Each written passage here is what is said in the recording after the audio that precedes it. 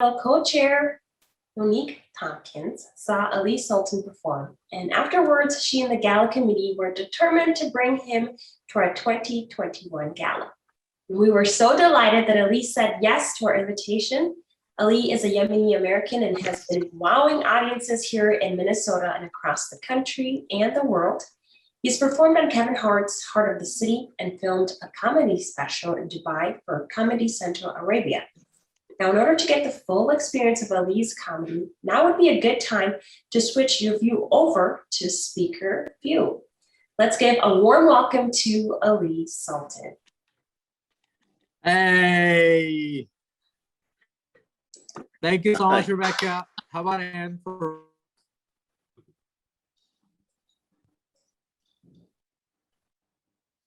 having me? I hope you're having a pleasant day. I am in the middle of Grand Forks, North Dakota, as I'm speaking. There's a lot to do. I've seen 2 Walmarts so far. This has been a lot of fun today. So, a little bit about me. My name is Ali Sultan. As Rebecca said, I was born in Yemen. I was raised a devout Muslim. And then one day I accidentally tried bacon. And I found Jesus that day. I found the Lord. You know how people say psychedelics expand your mind? Bacon was my mushroom. As soon as I tried it, I said, why am I allowed 4 wives but not a slice of this deliciousness? I feel like if you're born in America, you should be grateful. You have a lot of privileges, like knowing your birthday. And yeah, man, they don't keep birth records and they don't celebrate birthdays, so you just have to take your best guess. And I finally asked my mom when I was 14 or 9.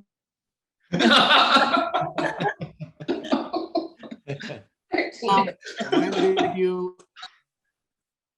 I said, Mom, when did you have me? And she said, we had you when we got the cats. I was like, when? I said, when did you get the cat? She said, that's when your uncle got diabetes. That's how I learned. That's how I learned that time was relative. The relative is my diabetic uncle.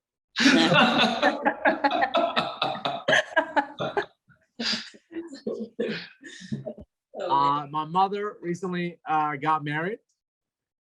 It's her 4th marriage because she's not a quitter.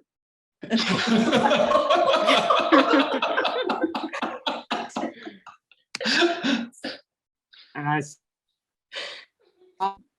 first Muslim woman to have in the Middle East right now. Go get her. My stepfather has been around the country for about 2 years and already has learned a lot. He learned how to speak English, he learned how to drive, and he learned how to ice skate for some reason. And he's a nice guy. He pulled me aside, knowing that I grew up without a father, and he said, Ali, I want you to know that you are my son. And I said, no, thank you.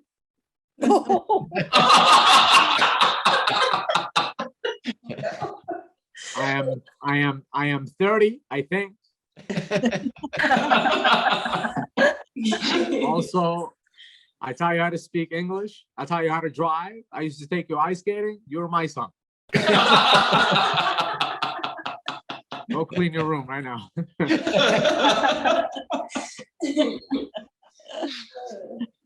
I immigrated when I was 15 and I had to take ESL classes. And one day my instructor got off tangent. 11. And then she looked at me, the only Arab kid in the class, and she said, they hate us because they're jealous of our freedom. And she just kept staring and staring. And that made me uncomfortable. And when I'm uncomfortable, I laugh. So I laughed, but I laughed way too hard. It didn't look like it was out of discomfort. It looked like I was plotting against the United States of America. He said, they hate us.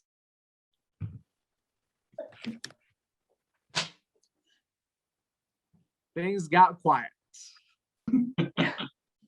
I don't think it's that simple. I don't think that the Middle East is jealous of America's freedom, because I've lived there. I lived in Yemen, and we had a lot of freedom because we did not have an operating government. You can do whatever you wanted to, and it was weird. One time, I was on a bus, and I swear to God, I saw a baby smoking a cigarette. He might have been 9 years old, and he was smoking so casually. And I was the only person panicking. I was like, "Oh my God, why is he driving this bus? We're gonna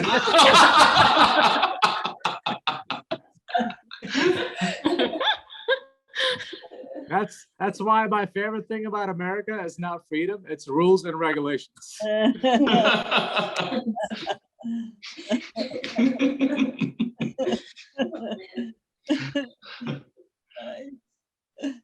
I mumble when I talk, and I have third world energy. And what a lot of people do is they would mishear something I say and translate it to something crazy. I was at the Mall of America. I went to a clothing store, and I asked the lady that was working there, "Are you free?" And she looked concerned. And then she said, "Did you say, are you afraid?" And I was like, "I did not say, are you afraid? But if I did, why are you still standing here?"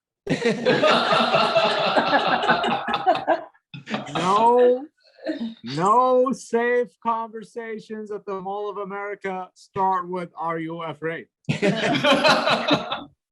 If a random man walks up to you, ladies, and says, "Are you afraid?" you run. Run as fast as possible. Get to your car. He's trying to kidnap you.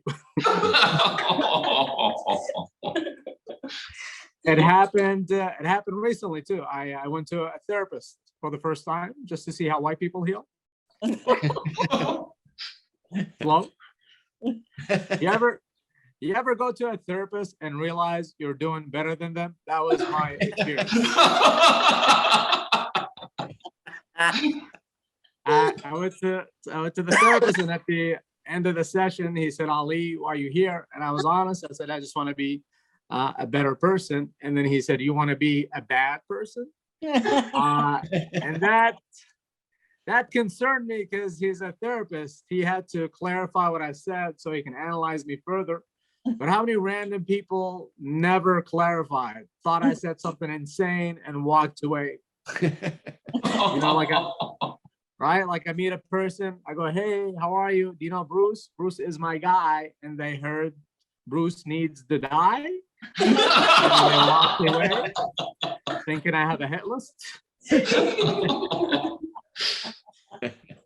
I have anxiety. It's a byproduct of living in a war-torn country. I have anxiety, and my friend suggested that I get a therapy dog. And I do like dogs. I like dogs a lot, but I don't like the term therapy dog, because it's disrespectful to actual therapists. They went to school.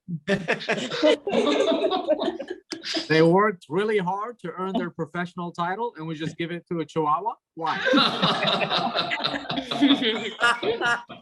I've never had to wake up at 5 a.m. to let my therapist poop outside.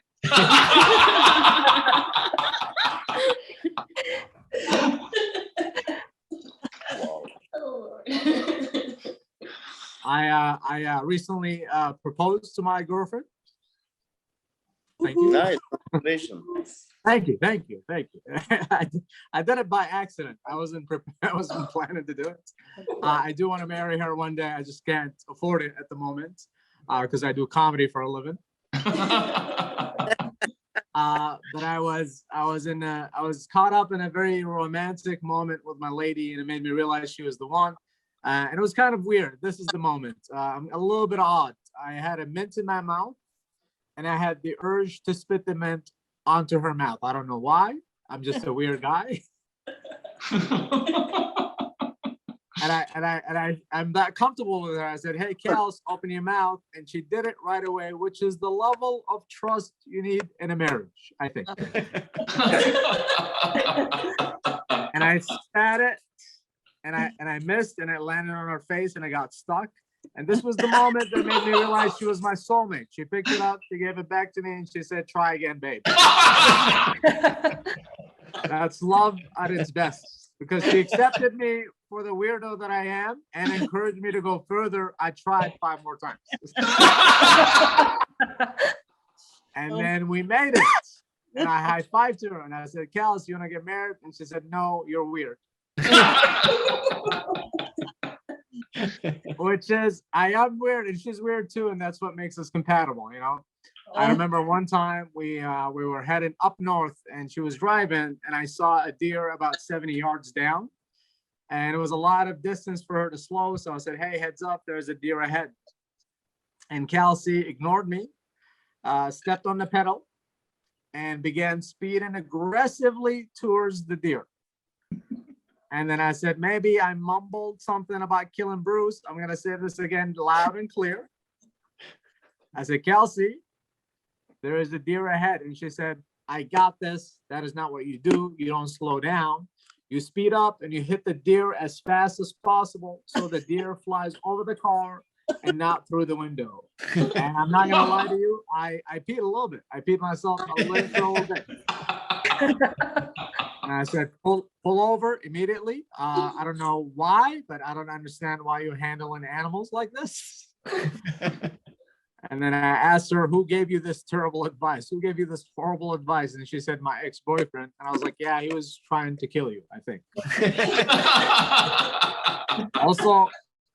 Also, you know how fast you have to hit a deer with a Prius so the deer flies over the car?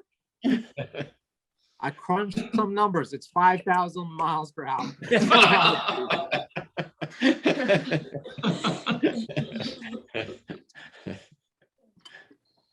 I love my mother. My mother is the reason I get to be in this country. She raised us independently.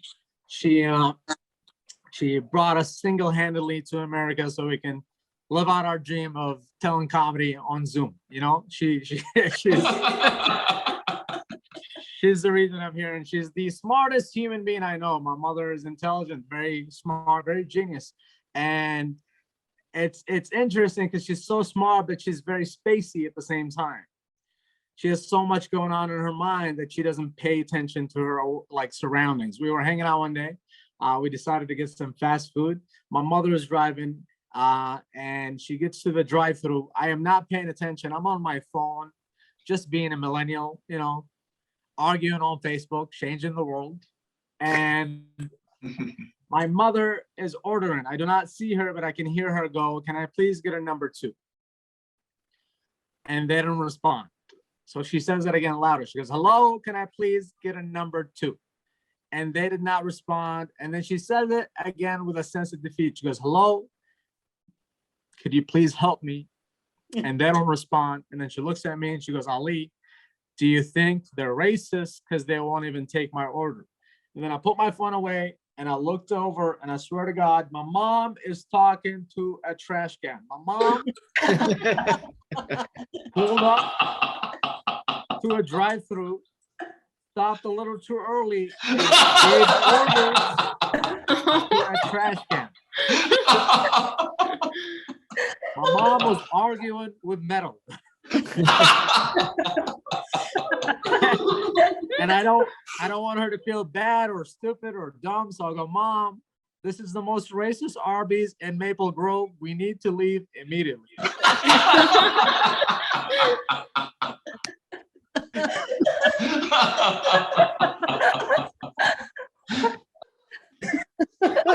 love my mom. I love my mom. I love my mom. My mom is wonderful. My mom is great.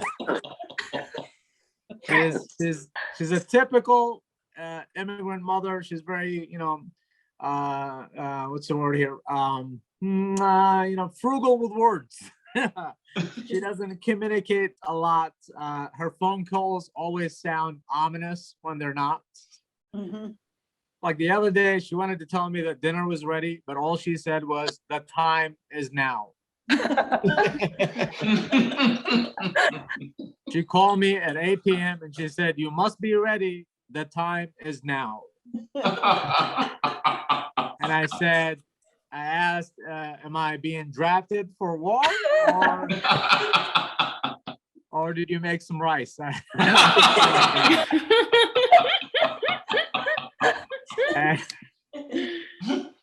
And I remember one of the craziest phone calls I've got. She has a problem with giving context. One time I was with a bunch of friends and I get a phone call from my mother around 8:30 p.m. And she tells me this. She goes, off the top, no hellos, no highs. She goes, Ali, the F people are coming. And I said, excuse me? And she goes, the F people, they are coming. And I said, do you mean the FBI? She goes, they might be listening. And I'm confused. I don't know what's going on. So I go, Mom, what's going on? And she goes, you know the guy whose hot sauce you love? They're asking about him. And here's the context that my mother left out. Apparently the FBI were investigating a family friend of ours who makes amazing Yemeni hot sauce, which I love. And they were just going around the community asking questions about his business. So that's what my mom was trying to tell me in the most terrifying way possible. And then my mother ends the conversation by saying, anyways, if they come to you, don't be concerned. You have nothing to worry about.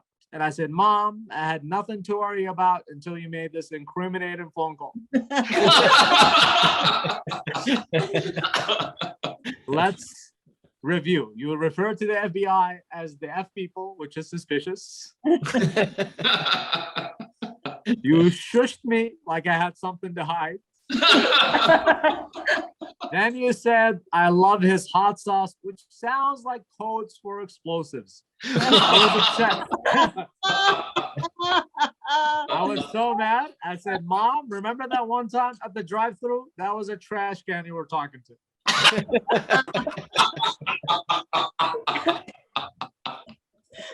No. Thank you so much for having me. This has been a pleasure. I hope I made you laugh. I hope you have a good time.